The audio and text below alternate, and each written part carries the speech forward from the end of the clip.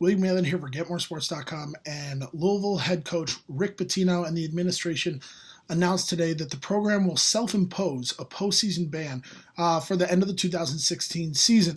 This, of course, is amid allegations from Katrina Powell about various escort services being used by former staffer Andre McGee in the pursuit of recruits and for the services of current players, now former players, but at the time current players, in the Louisville program. Now, this is a scandal that rocked the college basketball world when it was announced last fall because, look, we've seen a lot of disgusting acts taking place in college basketball and in college sports in general in the pursuit of recruiting talent, in the pursuit of keeping talent in school, maybe keeping them from going to the NFL or transferring, whatever it is.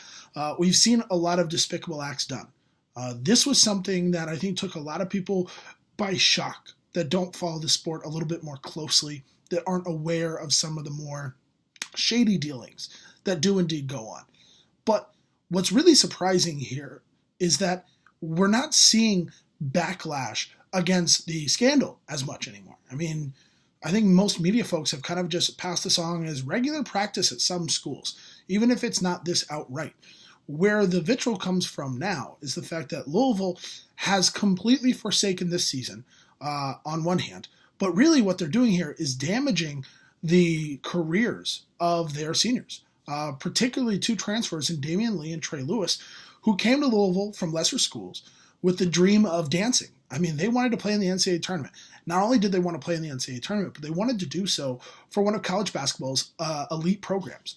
And now they have been stripped of that chance by the administration, by their head coach, and by their program in general. What I hate about postseason bans in general is that it really penalizes the players as much as anybody. And these are players that aren't allowed to get paid, that don't face the same kind of benefits, that have way more restrictions on them due to NCAA bylaws than anybody else in college basketball, in the school's administration, and in the coaching staff. Players are much more vulnerable to penalties like these. And yet, where's the true justice being levied against the athletic department? What about head coach Rick Pitino?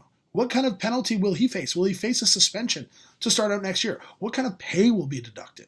What kind of effect will this have on his life? Because right now, the only people I see being truly affected by this are the players. Because if you institute a ban for next year, then maybe Coach Rick Pitino can't go out and recruit the same players for next year's class that he might have been planning on. And in years after that. Really, that would be what hurts the program as a whole, as opposed to penalizing a group of young men who were not on campus when this was happening. They were not involved in this whatsoever. You're hurting them, and you're taking the choice away from them. And guess what? That's wrong. And we see it every single year. I called out Syracuse when they did it last year. I'm calling out Louisville when they do it this year. I feel terribly for Damian Lee and Trey Lewis because this is an injustice, and it's just another example of how college basketball really takes away culpability from the people getting paid millions of dollars and people in positions of power, and leaves those most vulnerable to these, the people that we take for granted, and that, of course, is the student athlete.